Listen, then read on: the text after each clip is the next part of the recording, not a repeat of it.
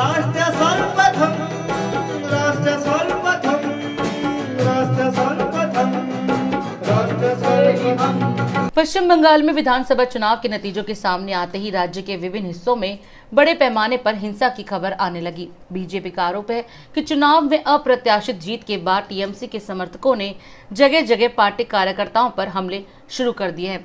दूसरी ओर टीएमसी ने इसे बीजेपी की अंतर्कलह का नतीजा बताया है। पीएम मोदी ने भी फोन पर राज्यपाल जगदीप धनखड़ से बातचीत में हिंसा से उपजी हालत का जायजा लिया। उन्होंने राज्य में जारी हिंसा पर गहरी चिंता जताई है। पुलिस के मुताबिक अब तक राज्य के अलग अलग इलाकों में हुई झड़पों में दर्जनों लोगों की मौत हो गई है। पुलिस ने ये नहीं बताया कि मृतक किस पार्टी से जुड़े थे, लेकिन भाजपा का मानना है कि उनमें से कई लोग भाजपा के कार्यकर्ता थे।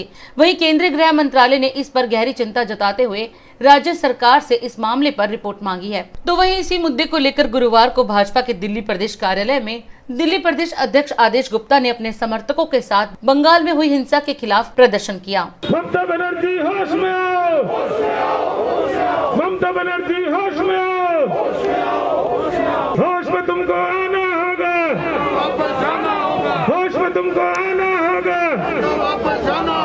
भारतीय जनता पार्टी के कार्यकर्ता बंगाल में हो रही हिंसा के तांडव के खिलाफ हम लोग अपना लोकतांत्रिक तरीके से प्रदर्शन कर रहे हैं। कोरोना काल की परिस्थितियों को देखते हुए सीमित संख्या में एकत्र हुए हैं।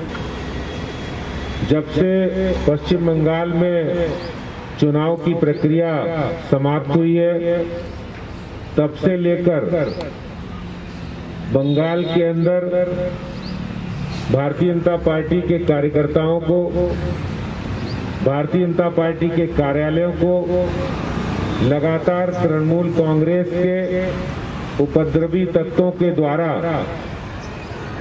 प्लान प्रायोजित ढंग से निशाना बनाया जा रहा है। भारत एक लोकतांत्रिक देश है। 5 राज्यों में चुनाव हुए, लेकिन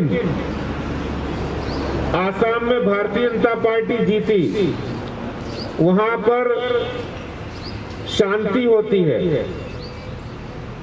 पुदुचेरी में भारतीय जनता पार्टी की सरकार बनने जा रही, वहां शांति है। और भी कई राज्य जहां पर हिंसा नहीं हुई है।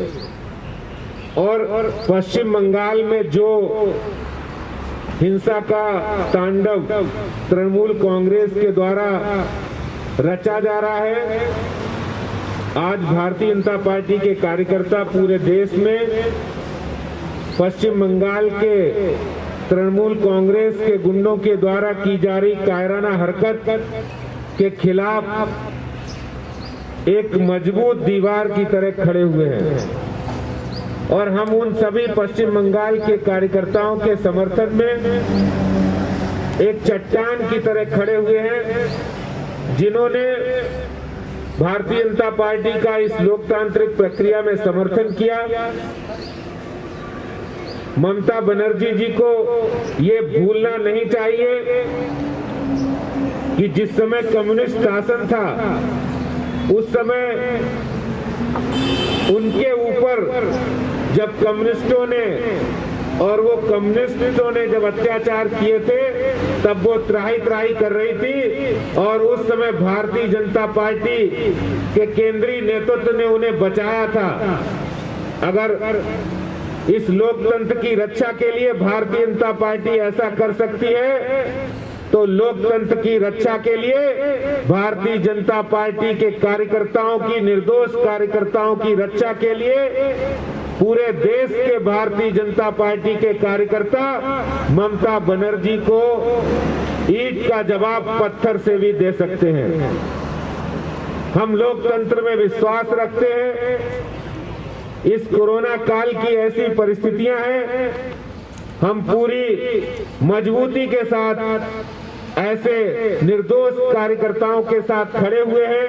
आज जख्म ऐसे उभर आए हैं कि जैसे मानो बंगाल के अंदर एक पार्टी न जीती हो, कोई दूसरा देश बन गया हो।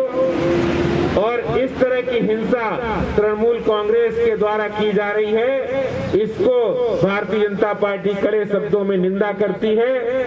और आने वाले समय में पार्टी इस बारे में मांग करती है कि ममता बनर्जी तुरंत ऐसे दोषियों को गिरफ्तार करें, उनको कड़ी से कड़ी सजा दिलवाएं। देश